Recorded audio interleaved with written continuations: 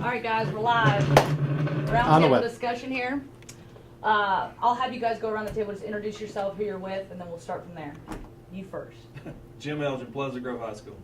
Michael Montgomery Thompson High School. Andrew Zhao, Montevallo High School. Frank Yancey, Broward Christian. Scott Lowry, Pleasant Grove High School. All right, so we got 3 football coaches, kind of 4, I guess. Track. And we got baseball. So, wide variety of sports here in the room.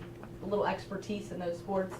Kind of want to start off by first getting your initial reaction to this story and the information you learned. Did you know anything about this type of DNA test?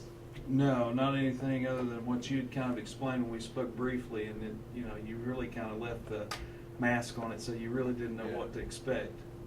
So, did you know anything about this? I hadn't Googled it after we discussed it, but still it was kind of fuzzy. You try to put together, DNA testing and athletic training, so you try to put that phrase together and come up with something. But it's kind of neat research. I had no idea, and I was very intrigued by it because I wanted to swab myself, swab my kids, and see how can I train these guys now. So I'm all for it, but I was interested to see the story, and but it's a neat way of looking at things, and now you're really digging into how do we train these athletes, catching up with the Russians, I guess. The Rocky movie. Rocky 3. Yeah, Rocky 3. I like it. Coach Yancey, what do you got for us? I've never heard of it, never had thought of it. Something you of interest? Something? Not really. No? I mean, it's probably something that I don't have any control over. I'll be interested in it, but as far as feeling like there'll be anything that I'll be able to do with it, I doubt that. Mm-hmm. Coach Lowry? I researched it a little bit, but I still couldn't make heads and tail of it until a little bit earlier. But it's just like how society is now. Everybody wants to know now. You get information on your phone, your emails and stuff. So, it's moving that way. So it sort of personalized everything, what they can gear their kids or whoever they're playing a little bit more to where they need to play. So what do you guys see the biggest upside to this type of test would be for your athletes? I guess, I know across different sports, but we'll start with football. I mean, where do you see this being an advantage in football? Well, I think, as I was talking earlier, I really think on the one end, if you break them down to the 3 categories, the ones that are strength heavy, I think those are guys that you're going to know who those are anyway. In football, and now the other sports will be a little different, but the ones that are the endurance and the ones that are kind of a little bit of both, I think you could specify your training a little bit more for those to, that's where you're going to see that kid that's got both the endurance and the strength kind of as you test them, and you're going to that'll give you that balance of what do I do with these kids to make them better in both areas, or do I need to improve them a little bit more in strength, a little bit more in endurance. The endurance kids, that'll help you identify them because you push them on the weights or that kind of training a little bit more. I think it helps for football, in my opinion, would be to train those 2 groups a little bit more, because the guys that are the strength gene, you've got to run those guys anyways, but because that's what they're going to be good at. From a track standpoint, I think it's interesting because track is broken down into distance events. Would this be something that you would be able to utilize in maybe determining who's going to be your sprinter versus your long distance? I think when we start looking at the research and all, my background as a football guy and as a scout, basically, when we're talking about this research, I think it's kind of late. I see this research helpful for young families that want to get their kids in the right kinds of training earlier. If you've been coaching across the board for some time, and it's just like Coach alluded to, you're going to have a good idea of XXRR, RX. And by the time they get to the secondary and even the middle school, even right before you would know. I think this research will be keen for those that want to start the kid like Andrew was talking about with his kids. His kids are, your youngest kids are bordering too old, I think. You pretty much know. Yeah. And I coach your Oh, kids, yeah. so I see them, and I pretty much know who's going to do what. You know, we talk about age, but I think the younger kids, getting them to understand, or I think it's a tool so you can start training your younger kids at an early age, and not necessarily only training, but also from a nutrition standpoint. You know, you talk about track and VO2 maxes, your lungs and fast twitch muscles, things of that nature, because track is one of those things. The way I've been taught in the sport, it supports most all sports, and so I think it will start. The interesting part of it to me is, can you get that 5 or 6 year old and put him in certain programs based on his DNA that will give him an advantage by the time he gets to the 5th or 6th grade. I think that's where the biggest upside of this research will show, because we're going to look at a kid. Me personally, as a former scout, when your profession, your check is based on looking at a kid and all that. So all of us as coaches, by the time we see a kid, we pretty much have a good feel, and most of the time we're pretty close. On the average, we're pretty close to putting kids in the right location based on the way they walk, with just looking at them. Like you said, that power kid, you're gonna know what you have to do. But early on, so as they mature into their bodies, I think that's where this research is really going to be interesting. And I think you bring up a very good point there. Dr. Bitter did say that he had somebody as young as 18 months old do the cotton swab test. So certainly it being non-invasive, I don't know that there's a morality there. Do any of you see there being a moral issue or anything of testing your athletes? Do you think it would deter them from possibly participating in a sport for that reason? No, I don't think so. I think you look at, but Mike and I guess may get off your question, but Mike and I talked earlier about the environment that they're brought up in. Is that you look at a guy like Herschel Walker, who was supposed to have been a chunky kid growing up, and then he put himself in a different environment of training his body differently than normal, and became one all world. But it does a household with a dad and mom versus a household without a dad and a mom. How do you separate the environment to a DNA test? And my sister, she adopted 2 little kids. She said, "Man, this kid is so nice." Well, he's nice because he's around. You raised him to be this way. If he was in another environment, you may not like that little kid so much. So, does the environment have anything to do with it? I don't know. Does the environment overshadow the DNA? I mean, because of what you're brought up in. I can be raised around great athletes, and just because I'm running with them all the time, I become better because I'm raised. But if I'm raised around a bunch of guys who sit around or do anything, skateboard. Doesn't matter what your fast twitch muscle is, if you're not using it, it's not going to get better. You're not going to develop it. That's true. Now, one thing I would ask in terms of baseball, one good example of the pitching aspect of things, would it be beneficial to know this information? Let's just say you team up all your athletes and you've got a pretty good pitcher on the team. You got maybe 3 or 4 pretty good pitchers, but if you determine that maybe the guy that you kind of have here, 3rd string, is actually your best power guy that could be tweaked and trained to be that guy, is that something that you see it to be beneficial? Yeah, I mean, you can train them different. You can sort of tell. Baseball's tricky because they can look like they're athletic, but they may hand-eye coordination athletic, and they can't run a lick. So it's a little bit different along those lines. But it would be good information a little bit earlier, like you were saying. But what I was thinking for him, to get off topic a little bit, what if a player comes into and says, I'm mixed gene, you can see my results, I'm supposed to be gifted, and then goes out there and thinks he's gifted and just goes through the motions, you know what I'm saying? And, you all have those gifted players that sometimes don't work as hard as those other guys that don't have it. Right. And for me, I would be afraid to see my test because I was, not as great athlete, but I just had to give it everything I had. Mm-hmm. And I was always sometimes envious of those guys. Why didn't they have to work like I did? They got better results.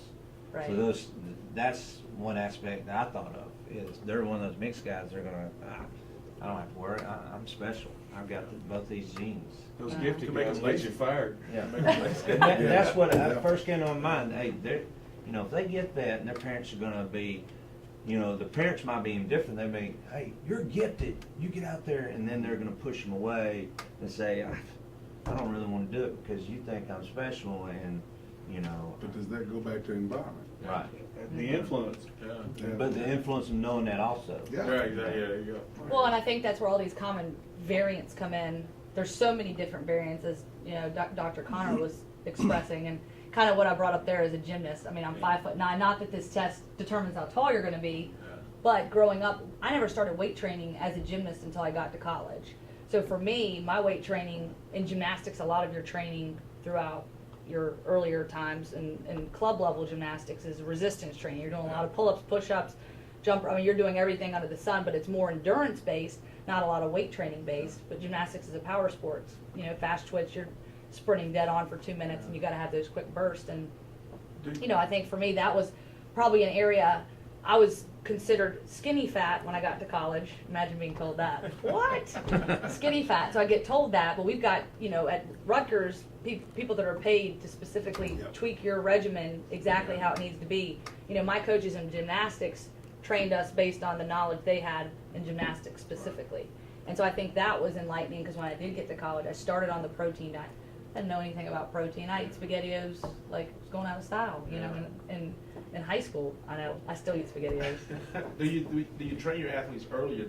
Like if I get this test, do I start working my kids out and start putting weights on your kids? And you've always heard you can't start your kids out too early of lifting weights, and that could change their body. I remember seeing a story on a kid who had more muscles than a teenager would, and he was maybe 10 or 11, but he had already started working out. He was lifting weights. He was doing all these things. Is that his environment? His dad was pushing him. That was his environment. Did that make him better, or was it just his DNA, or was it something that, I don't know? Is it something that his dad just wanted to do, and does that affect the test? Is it DNA or is it environment? Can you get there? His environment is his dad busting his chops every day, and in his head he became one of the strongest kids ever. But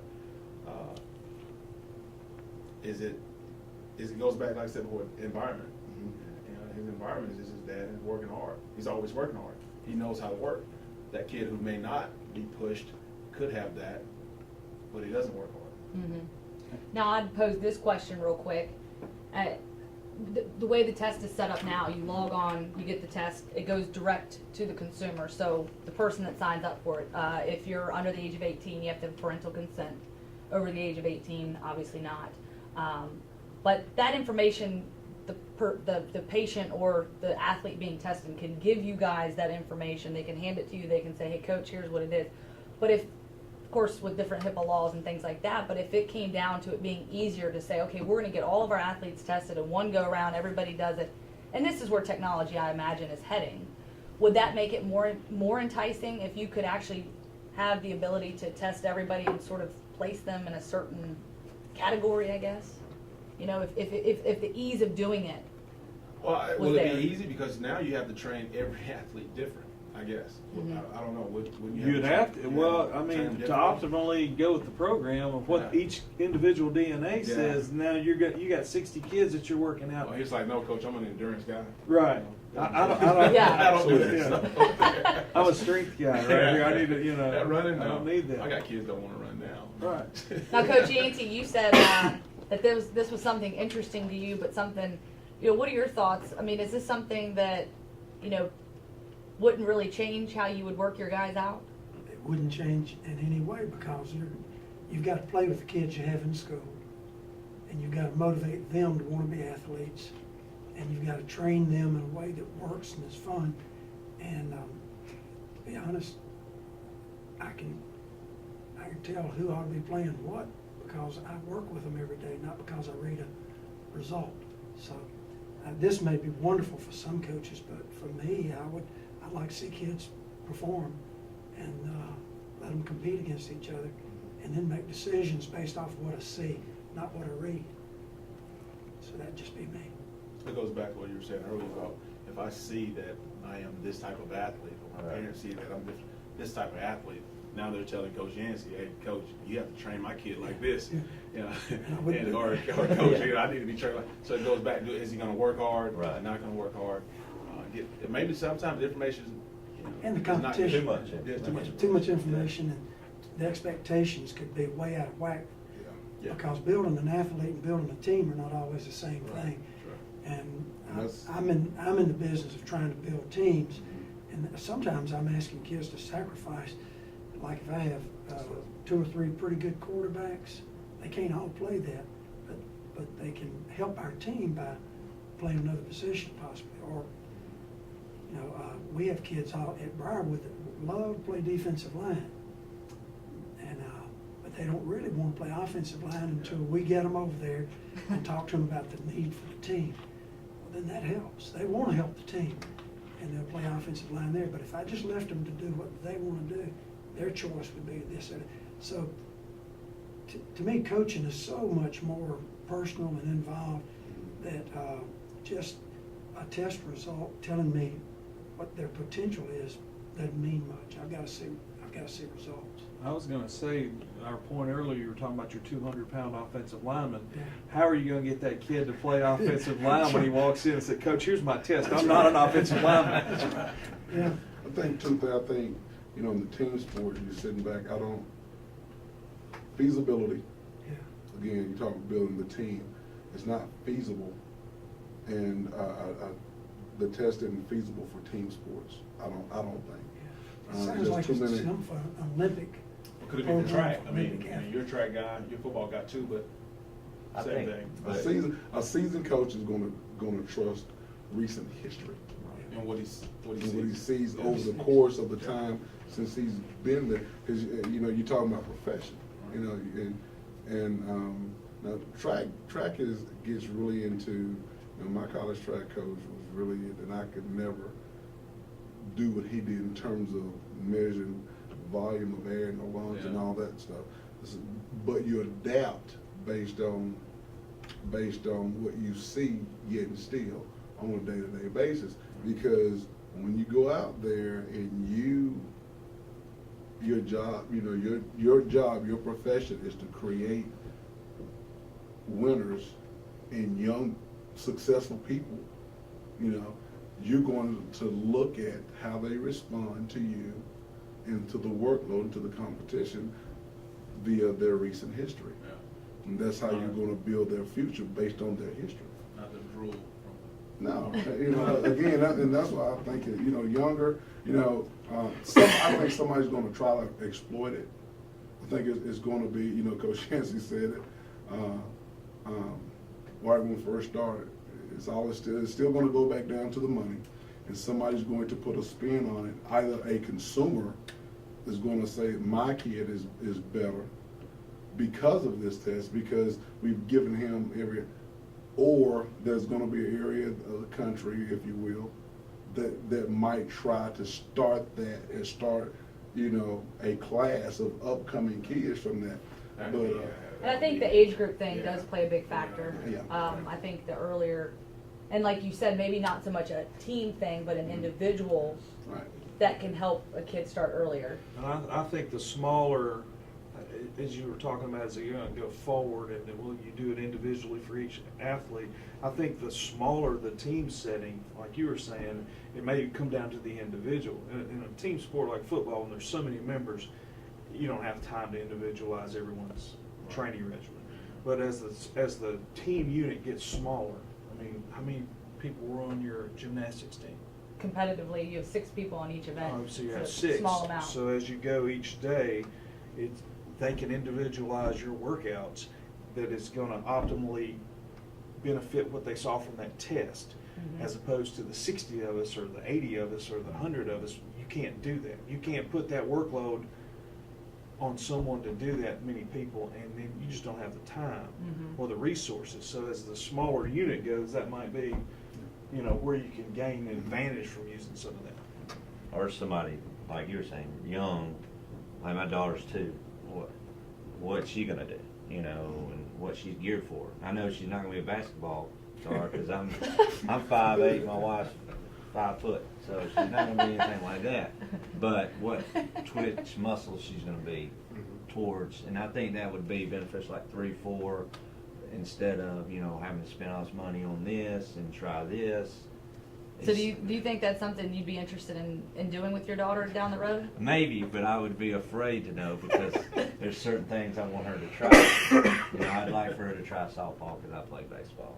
I'd like for her to try gymnastics just because my wife did it. And but I'd be afraid to know, you know, this is her DNA. I don't know. Well, and I think that's where Dr. Bitter reiterates where this test can often be misunderstood, that you play the sport you want to play and that you love. You just tweak your training and performance once it gets to that serious level. Because when you're at that young age, you can tell if somebody loves the sport and doesn't love it. Right. You know, I think. But do you put the once you have that knowledge, that brings up something entirely different from a parent standpoint. Once you have that knowledge, are you going to be disciplined enough to keep it in the box, or are you going to try to manipulate the situation? I mean, you know, that's something that I'm like, you know, and so then that jumps. Now that comes back into your faith. You know, God's going to, you know, God has created us, and we're going to deal with this, and we're going to let, you know. That's another interesting. It throws out the trial and error of everything else. Yeah. You know. As a parent, you're gonna push. You know, I see my kid; he's supposed to be able to do this. Yeah. Let's get him to do that. Yeah. And then they don't want to do it. You know, so you have to be careful. Yeah. I definitely think there's a line there, and one thing it was compared to was the vertical leap test. So that's something that's more of a subjective test, whereas this is objective, where you get this DNA test, it's not going to change. It's going to be the same no matter how hard you train, no matter what. But I think that's essentially the information you're getting, something that is clear cut, set in stone. But there are still, I think, a lot of questions. I think it's great you guys seem to be very engaged and sort of answer some of the questions I think that everybody had. And any final thoughts from you all? My only final thought would be that the process of growing up is what's the fun and the challenge and all that. And I don't think you need to be so scientific to go out and find games and find friends and have fun, work with coaches, build memories. And the way it's been done for a lot of years is a great way to do it. And I just don't see an advantage in trying to peg this so early or so specific. Unlike like Mike mentioned earlier, to do it, if you were to do it early, that's one thing, but and that has to be your own individual if you want to or you don't. But like Coach said, I think it takes away from being a kid. It takes away from getting scraped and knowing how not to get scraped now. Trial and error. I mean, that's how we've gotten so where we are now. And if you just go ahead and try to predict the future of someone, where they need to be, it could be dangerous. But Or dictate the future. Or dictate, or dictate the future. So I think you trial and error, but it is intriguing. I mean, I was very interested in seeing this and seeing how and why or whatever it may be. But with some of the questions being asked and answered tonight, I think it's been great. You know, I was sitting up here and I was thinking about all of us as coaches, and some of us coaching a little bit longer than others, but one thing is consistent. I don't know of, well, I'm not the one that doesn't have hair, but anyway, I don't know of one coach that would be willing to lose control. And that's what we're talking about. And ultimately, you're going to ask a coach to lose control, being responsible for a large amount of a team sport to a sheet of paper. I don't see that. Again, it's fun for me to think about the what ifs, because knowing that I can totally, right now I know totally that would not be anything that I could do, or that I could say, you know, like Coach Yancey, and most of us. You know, just being able to look at it and look at the research. I would also be interested to see, once this thing is played out for a while, the downside. You know, Andrew brought up something. You know, again, we as leaders, as role models, we struggle a lot in society, and society holds us as teachers, as coaches, responsible for our young people growing up in a certain light, being good, or giving young people good civic understanding, civic knowledge. So to me, that kind of gets away. It kind of gets away from, again, things that have to be put in process in order to get the. Basically, we're talking about experience. Yeah. Your everyday experience of just being a run-of-the-mill young person, scrapes and scratches and tears and laughter. You know, you try to manipulate, and I think that could be dangerous.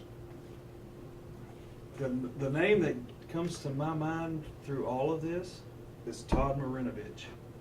Yeah. His dad Yeah. put him up to grow to be, I'm growing the perfect NFL quarterback.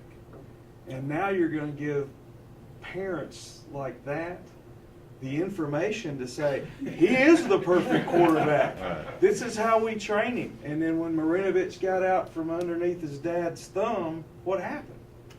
He lost his mind. Yeah, he lost his mind. I'd say all you guys probably have a list of all the parents and a checklist of the ones that say, sign me up right now, right? Yeah. Think of a few. Well, I think it's like when me growing up and knowing this stuff, you know, it's like Christmas. You know, yeah, you want to go in there and unwrap the presents and stuff and know if somebody's real young what they're going to do.